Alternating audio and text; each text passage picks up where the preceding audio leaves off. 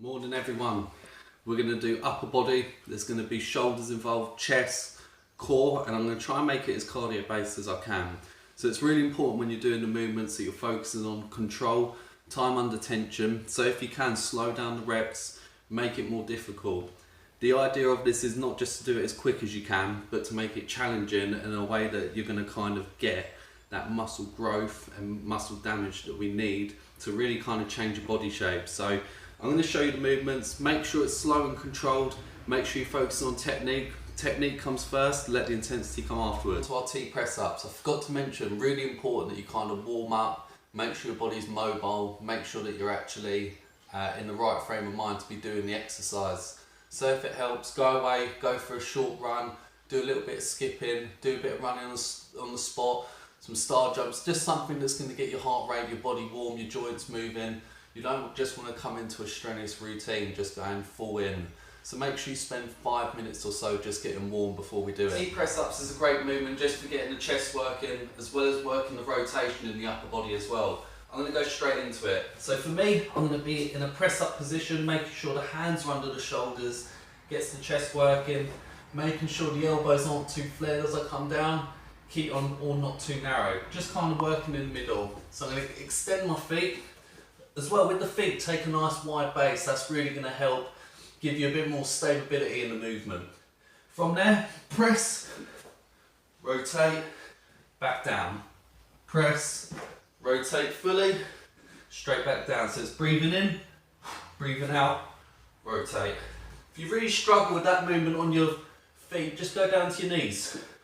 Exact same thing now. So you're going to press, rotate, down, press, rotate.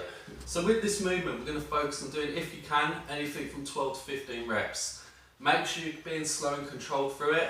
It's just going to allow the chest to work a lot more and the core. Check out these socks. Changing the game. Next one I'm going to do is shoulder taps. I'm sure like most of you have done this movement a lot before in the past. Just going to show you how to do it right, how you can get the most from. So under the shoulder, again, if you want that wide base of the feet, take it. That's just going to help you a lot more, be a lot more stable. From there, I'm going to come tap my shoulder. When I'm doing this, really focus on keeping the core tight. The goal is to not let your hips rock too much. If your hips are rocking too much, you're going to be compensating a bit more with the legs. We want the core and shoulders to take all the work. Simplified version, just hold the high hold plank. Keep your core tight. Really try and suck your belly button in. Squeeze your bum muscles tight as well, and we're just going to hold. With this one, I'm going to focus on doing 20 reps, so counting one hand as one. Right, so moving on to our next one. So all we're going to do now is start hitting the triceps. And we're going to do a kind of, you can do this with a chair. I'd recommend doing it in a chair because you can get a little bit more depth with your tricep dips. I'm going to be using a step, and all we're going to be doing is dips, chair dips, elevated dip, and we're going to really work the triceps. So what you kind of want to focus on doing, for me, my knees are going to be bent, but you can keep them straight to make it a bit more difficult. And all you want to focus on doing is bending from the elbow. Get good flexion all the way, press, bend from the elbow, press. What you don't want to do is allow yourself to come all the way forwards and back like that, because that's just working the shoulder extension and flexion. What you want is that flexion to come from the elbow, extension from the elbow. And my back's staying nice and close to that back support, that step.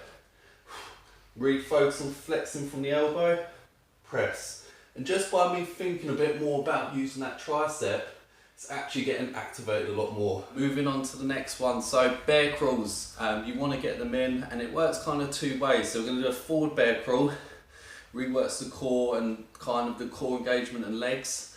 And on the way back, it's a completely different movement. You're going to feel it a lot more in the shoulders. It's exactly what we want. So I'm going to start off forwards with the bear crawl. Really important, hands on the shoulders, knees under hips. Keep that, keep your knees low, keep the core. So from here, all I'm going to do is allow my legs to work my hands. So from there, back for 2, forwards for 2. 1, 2, 1, 2, 1, 2, 1, 2. That's 1, 2, 1, 2, 1, 2, 1, 2, 2. That is, you want to do 10 reps. So forwards and back is 1 rep. Do that 10 times. Shoulders, core, and that cardio. An interesting one this, but I'm going to show you 2 ways you can do it.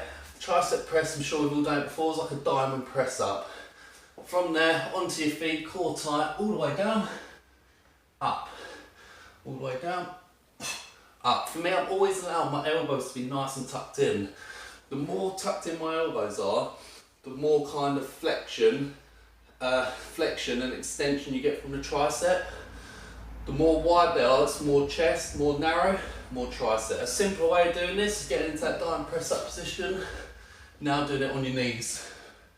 Again, focus on keeping them elbows nice and tight. Flexing from the elbow, press from the elbow. There'll be 8 to 12 tricep dips to finish. Really good movement, works the arms, it's a really nice finisher actually. 5 exercises there, all for the upper body and cardio. What you want to focus on doing is doing 5 exercises consecutively. So this is like not even a giant set, it's bigger than a giant set, but it's going to get you working, and you're going to do a whole 5 exercise loop that will count as 1 round. You're going to do 3 lots of them. So make sure when you get through that round of 5, give yourself that rest in between. A lot of people try and rush the rest period, but with the rest really, you don't have to be too concerned about it. The rest is just to make sure that when you perform that next working set, that your body's ready and you can get the most out of the set. So if you're shortening your rest up too much and you're not getting that same quality out of the set, then are you getting as much value as what you could? That's the question. So for me, I would personally rather take that little bit more rest and be a little bit more slow and control through the reps, getting a little bit more reps out of it. Don't get me wrong, there's a time and place to shorten up that rest period and go for it, but you'd focus on doing that towards maybe the end of a movement. That's your upper body workout. Hope you enjoy it. Let me know how you get on. I'll talk to you throughout the day.